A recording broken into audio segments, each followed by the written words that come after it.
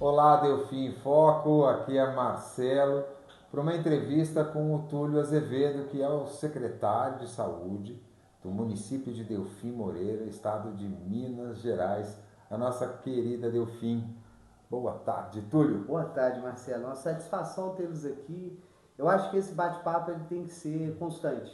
E é legal porque a gente consegue aproximar e trazer informação. Acho que esse é um caminho de uma longa jornada, Que que bom. só tem frutos produtivos, né? Positivos para vir por aí. Obrigado, Túlio. Bom, de cara, à tua disposição, a gente fica muito grato, né, o Delfim em Foco, porque a gente precisa mesmo disso, da Sim, transparência, né, total. com o poder público, com a saúde do Estado, a saúde que o Estado oferece para o povo. Então eu queria começar deixando você bem à vontade, Tá. para você nos dizer aqui, essa vai ser a sua segunda, vamos dizer assim, sua segunda jornada como secretário, você já ficou o primeiro mandato, uma parte do primeiro Sim, mandato, o né? finalzinho do primeiro mandato, né? Eu assumi aí no início de agosto e, na verdade, eu peguei a pasta para executar junto com a equipe, mas para o final de agosto. Então, teve um processo aí de adaptação, de entender a situação, né? Como se fosse um retrato real de como estava e criar um planejamento de execução na medida do possível, né? Então, eu digo que peguei um carro andando, sim, legal, mas é um carro andando que a gente pode melhorar, que a gente pode aprimorar, e a equipe está muito imbuída para fazer esse melhoramento. Isso que eu achei mais legal, viu, Marcelo? Quando eu cheguei aqui, eu vi seres humanos, profissionais que realmente estavam dispostos a uma mudança, a uma melhora, e isso casou muito com essa nova roupagem, né? Essa nova forma de enxergar a gestão na saúde do município. Então a gente teve um apoio do poder público através do prefeito Edilberto, que queria essas mudanças, fazia questão que essas mudanças acontecessem, então ele deu total apoio para que a equipe pudesse participar, e isso foi muito legal. Mas é um trabalho de formiguinha, né? A gente vai conversando durante esse bate-papo, tem muita coisa para mudar, muita coisa para melhorar. Acho que a gente tem que ter esse reconhecimento, até essa humildade e hombridade de dizer, olha, erramos em muitas situações, mas estamos aqui para melhorar, para criar junto essa estrada, né? E eu acho que esse veículo de comunicação vai ajudar demais. Por quê? Porque assim, muitas coisas a gente só fica sabendo com o relato do povo. Quem está lá na outra ponta, quem vivencia aquilo todo dia como paciente, como uma pessoa que precisa da saúde. E não tem como a gente estar em todos os lugares ao mesmo tempo. E eu acho que esse veículo de comunicação vai ajudar muito para a gente, primeiro, filtrar as informações, passar as informações para o maior número de pessoas possíveis e tentar tirar essa mística de que existe um muro. E na verdade o que existe mesmo, e o que tem que existir é uma ponte. E isso vai ajudar demais. Eu estou apostando nisso. Muito bom que você colocou. Já vamos então lembrando para o pessoal de Delfim em Foco que o nosso grupo aqui no Facebook e também nosso canal no YouTube é uma ponte direta com as questões da nossa cidade, as questões da nossa comunidade e as questões que se referem diretamente ao poder público, como tão bem falou o Túlio agora. Então vamos aproveitar essa ponte que o Túlio gentilmente também estabelece e confirma e deixar também o espaço para você que está assistindo através ou do YouTube ou do Facebook. Deixe sua pergunta, deixe seu questionamento, sua sugestão ou até mesmo sua crítica, né, ou alguma sugestão de solução para algum enfrentamento na tua comunidade e no teu bairro. E aí eu quero voltar a isso. Delfim Moreira é um município extenso. Sim, 408 km² aproximadamente. Mais de 400 Exato. quilômetros quadrados. Enorme. Enorme. Temos um centro de saúde na cidade e ele tem um regime de plantão. Sim, hoje na verdade, o que nós temos hoje é um atendimento 24 horas, uma unidade básica de saúde. Esse é o fato. Né? Agora, o que culturalmente se estabeleceu no município? Como se fosse uma UPA, unidade de pronto atendimento. O que não é? Trabalhamos como uma UPA? Sim, trabalhamos como uma UPA. Nós temos o pronto atendimento, inclusive a gente investiu muito no final do ano em troca de equipamentos, aumentamos a estrutura, colocamos estruturas aqui dentro do município que não são de atenção primária de saúde. Por quê? Porque a gente sabe que atua também com pronto atendimento. Que é uma coisa, o que é outra? Antes de você avançar, Tá. Túlio, por favor, o que nós temos, o que as pessoas entendem? Só para a gente entender mesmo essa diferenciação que você fez entre UPA, por favor. Para ficar mais fácil o entendimento, né, do atendimento, é que uma unidade básica de saúde, ela tem muito mais uma visão do que se encontra hoje nos postos de saúde espalhados pelos bairros, né? Então, onde você tem um atendimento básico de saúde, onde uma grande parte são médicos que têm sua formação no atendimento da saúde da família e não são especialistas, e muito menos, vamos colocar assim, especializados em urgência e emergência, né? Então, a unidade básica de saúde é para ter a atenção primária de saúde bem estabelecida, bem trabalhada. Quando a gente fala de pronto atendimento, ou seja, atendimento de urgência ou emergencial, ele já tem que ter um especialista da área de emergência e atendimento de urgência, ou seja, como se fosse um pronto-socorro. Então, e aqui em Delfim, como é isso? Então, aí que está, aonde a gente tem que trabalhar, aonde a gente tem que melhorar. Hoje, a gente tem uma confusão e uma fusão das duas coisas no mesmo lugar. Isso a gente tem que trabalhar melhor. Então, hoje, ao mesmo tempo que a população entende que no 24 horas ela precisaria ter um acolhimento mais específico, mais detalhado, onde o atendimento teria que durar aí de 40 a 50 minutos, naquele mesmo espaço, no 24 horas, aquele médico ele tem que ter uma visão de emergência e urgência. Ou seja, o médico hoje de emergência e urgência, ele priva a questão da manutenção da vida. Porque quando se chega no pronto-socorro, vamos pensar assim, ele tem que manter aquela vida estabilizada até o ponto de chegar numa média ou alta complexidade, né? Então, essa é a visão. Ele vai priorizar a manutenção da vida daquele paciente. Ele não vai analisar, perguntar o que você come, como que é a sua dieta, né? Ou, por exemplo, como que é o seu hábito de vida, ou o senhor fuma. Quando você entra, por exemplo, num pronto-socorro, você chega num estado de urgência e emergência, você precisa de atendimento. Que é o pronto atendimento. Pronto atendimento. Que é o que, em tese, nós não temos aqui formalmente. Formalmente. Tá, nós temos aqui o atendimento de saúde básica. Exatamente. Mas há uma demanda para o pronto atendimento. Exato. A pessoa chega com uma urgência. Exato. Problema de respiração, dor na perna. Sim, pô, a gente tem casos aí de pacientes que chegaram, por exemplo, com um vergalhão atravessado na face. E aí, como é que faz? Nós temos que ter, ao mesmo tempo, no mesmo lugar, um médico que seja especializado nisso. Tem. E temos. Isso que é o grande problema. O problema é que, por que eu falo problema? Na verdade, eu falei a palavra errada, Marcelo. Okay. Não é problema. A questão é que nós temos que conseguir, ao mesmo tempo que esse médico especializado em urgência e emergência entenda que às vezes o paciente que ele vai atender não chegou com um vergalhão atravessado na face. É um paciente que precisa de um acolhimento melhor, que ele precisa de um atendimento mais complexo, onde se pergunta situações, onde vai precisar de mais tempo para que aquele atendimento seja ok.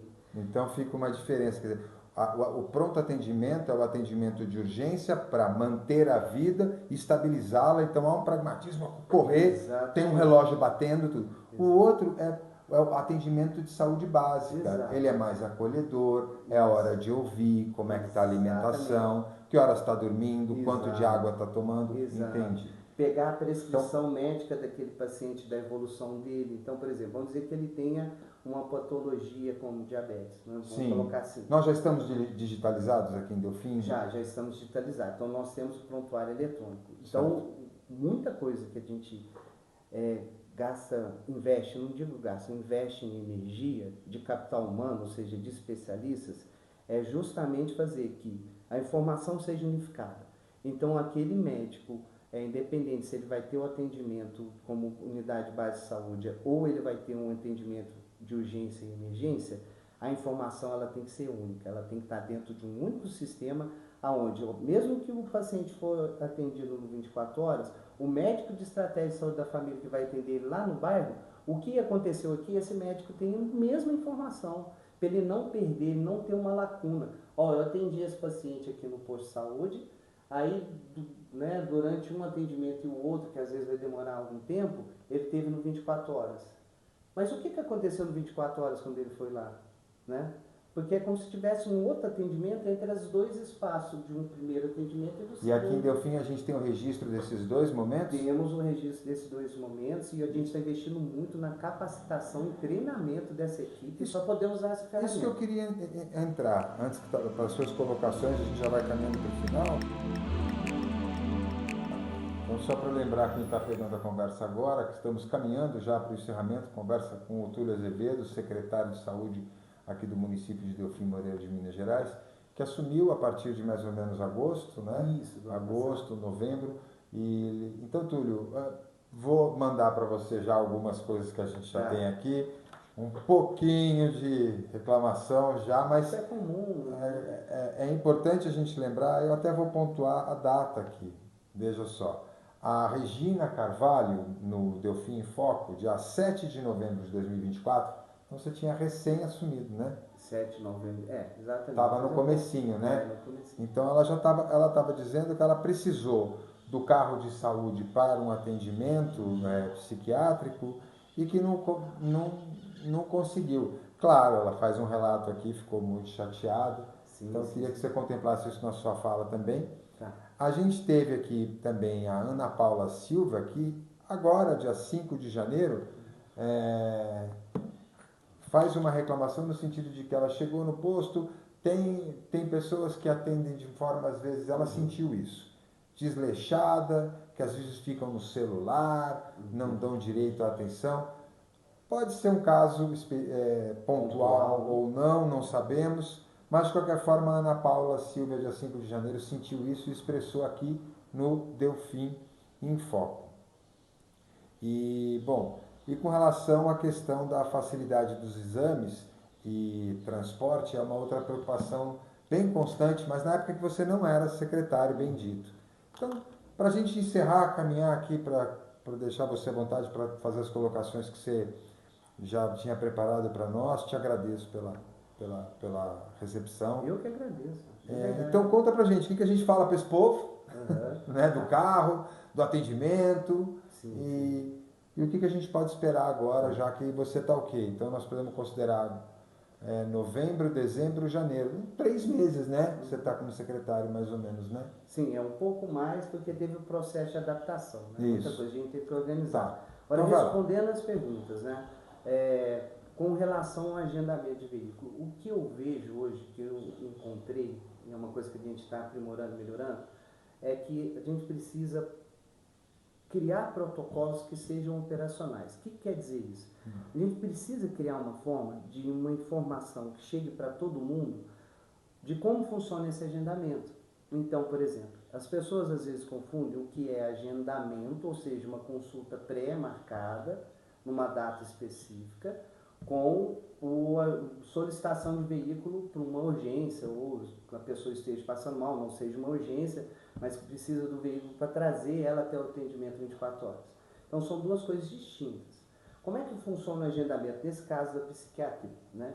Se está programada consulta para aquele paciente para psiquiatria, então está marcado lá com o Dr. Caio, que é o psiquiatra que atende aqui, não sei se é o caso dela, se ela foi pelo psiquiatra Caio, ou se foi um atendimento pelo consórcio Cismas, com outro profissional, ou se foi até pela rede SUS. Vamos dizer que seja com o Caio, né? Que é geralmente o que acontece. Então, se está marcado lá para a semana que vem, é interessante que com no mínimo 48 horas de antecedência, ou que seja 24 horas, porque a gente entende que às vezes aquele paciente tem informação, caso seja um encaixe, né? Tipo, ó, já está, a agenda do doutor está cheia, mas vamos dizer que desista um paciente, que ele avisa com antecedência, e a gente fala, ó, se desistir alguém, a gente encaixa, e a gente faz isso, a gente tem lista de espera. Então vamos dizer que no mínimo, com 24 horas, o ideal é 48 horas, mas com no mínimo 24 horas, seja feito o agendamento desse veículo, pelo número de agendamento de veículo, que inclusive, igual a gente já conversou, né, eu vou passar esse número para vocês relatarem ali no post, cada área da saúde com qual número a pessoa vai falar. Então é importante esse agendamento com antecedência, porque veja, o município já tem uma área territorial muito grande, isso já é um fato. Saúde, a gente consegue fazer um controle de risco ou uma análise de risco, mas ela é imprevisível. Então, às vezes, por exemplo, em uma situação crítica, pode acontecer emergências aqui que a gente tem que deslocar o nosso motorista que poderia estar pegando essa paciente de imediato. Olha, você precisa entrar na ambulância e levar o paciente, o caso dele é grave, ele está tendo um infarto.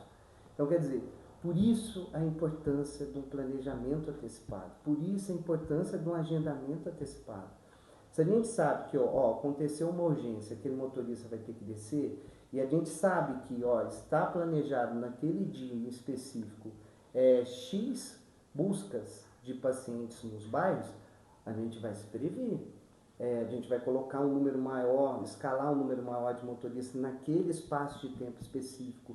Adiantar, por exemplo, o motorista que ia entrar às 7 para entrar às 4, porque a gente sabe que tem um volume muito grande de buscas naquele horário.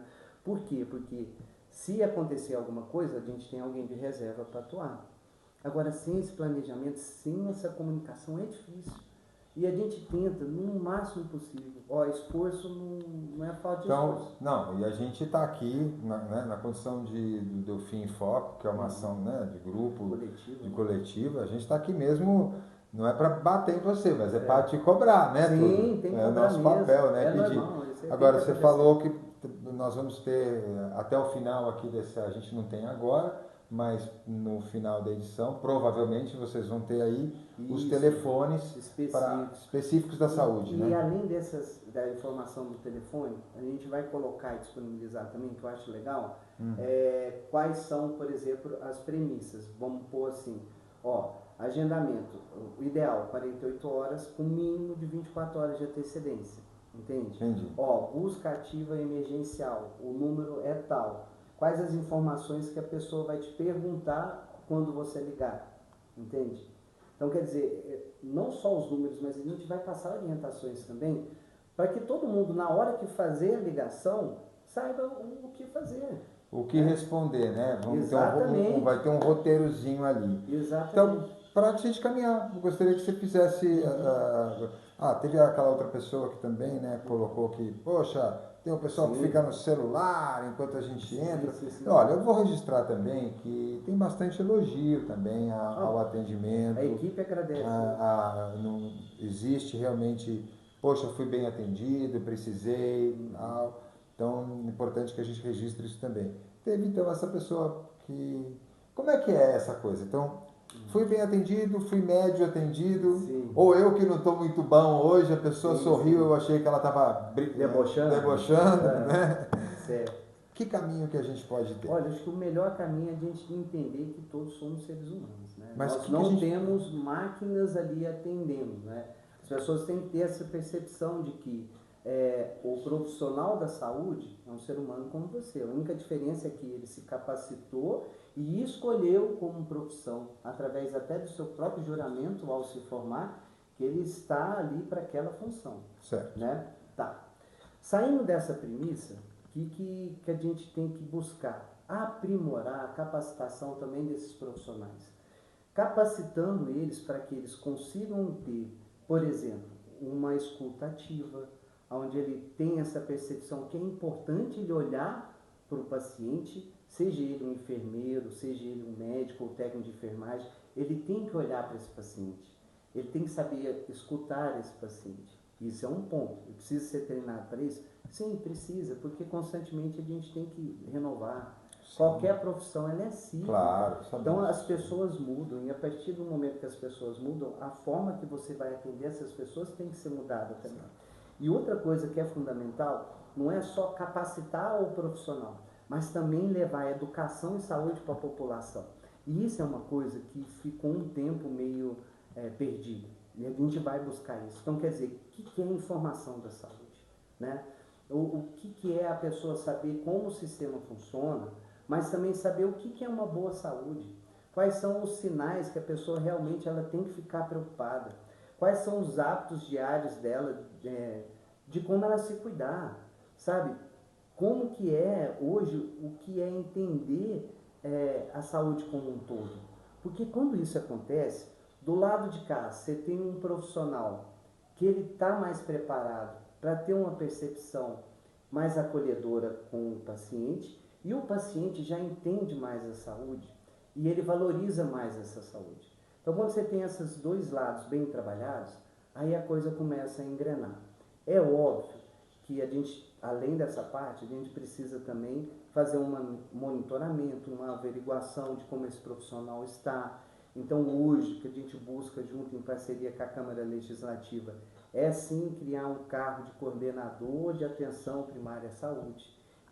Essa pessoa que é a coordenadora de atenção primária à saúde, uma das funções dela é também fazer essa averiguação, como é esse atendimento, criar uma metodologia para poder ter um feedback do paciente, de como foi esse atendimento, mas não só pegar essa informação e colocar como números, mas analisar.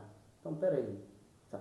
Estão falando isso que o atendimento de 0 a 10 foi 5, que na triagem de 0 a 10 foi 2, tá, quer dizer, vai me gerar números, mas como ler isso?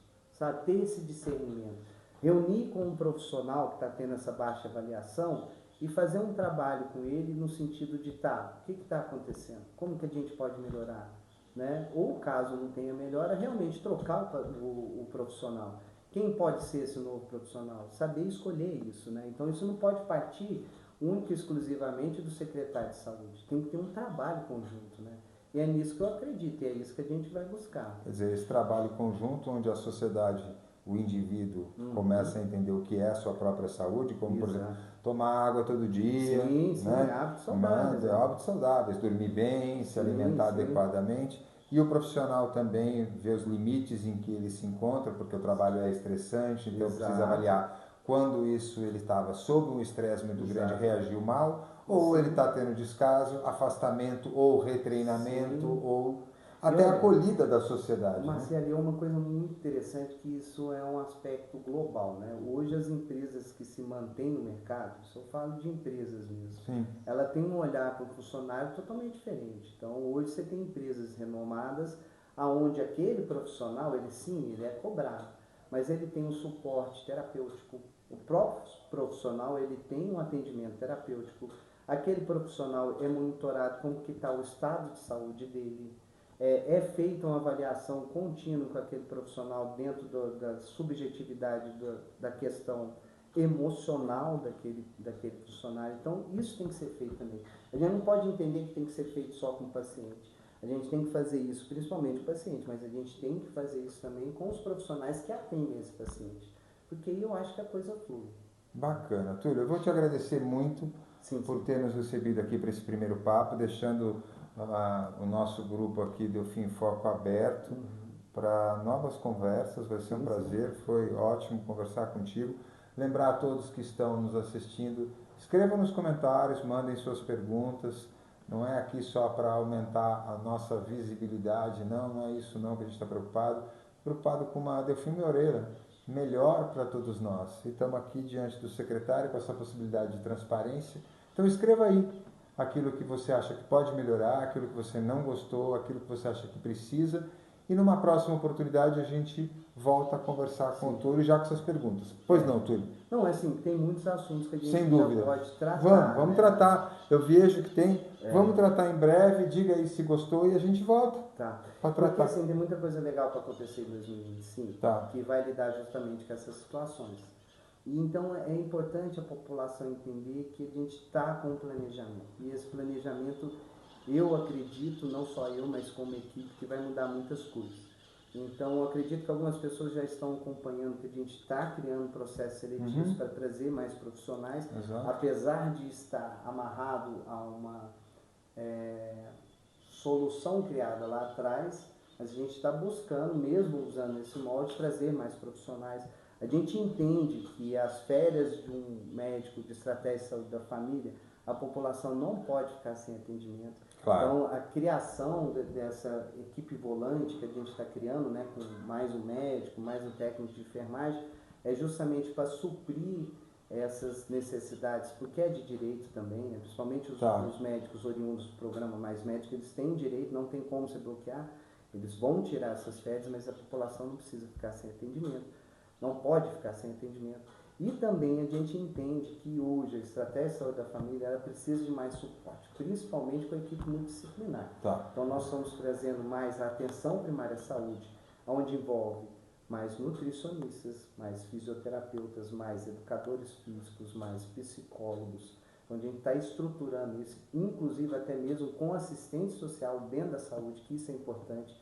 A gente tem que começar a entender o paciente não só com a patologia ou a doença, mas em qual ambiente que ele está inserido, qual a relação que ele tem com aquelas pessoas que ele envolve, qual o trabalho que ele exerce, qual que é a renda financeira que envolve a família, como que isso impacta, por exemplo, nos hábitos diários dele.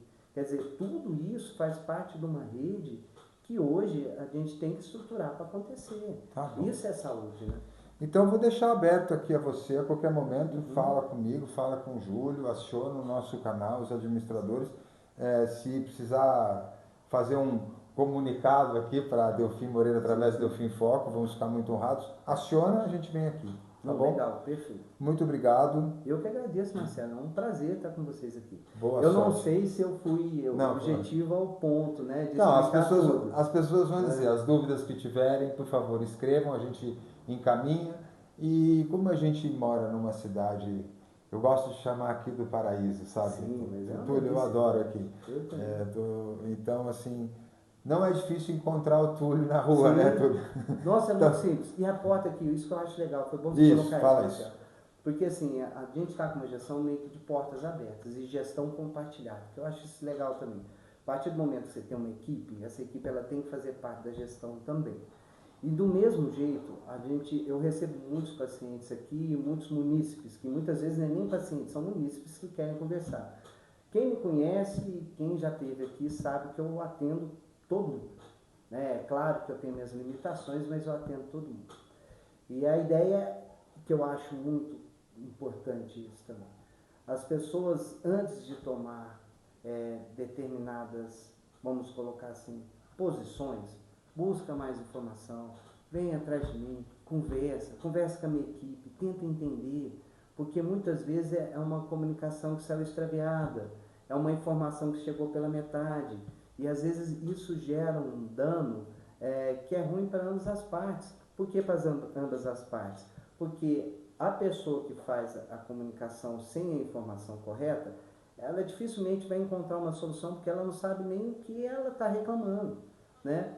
E do lado nosso aqui também, quanto mais pessoas vierem e a gente passar essa informação, maior vai ser a rede de soluções que a gente vai criando. Então esse contato, seja por rede virtual, né, por outros mecanismos de comunicação, como presencialmente, é fundamental. Então é isso, gente.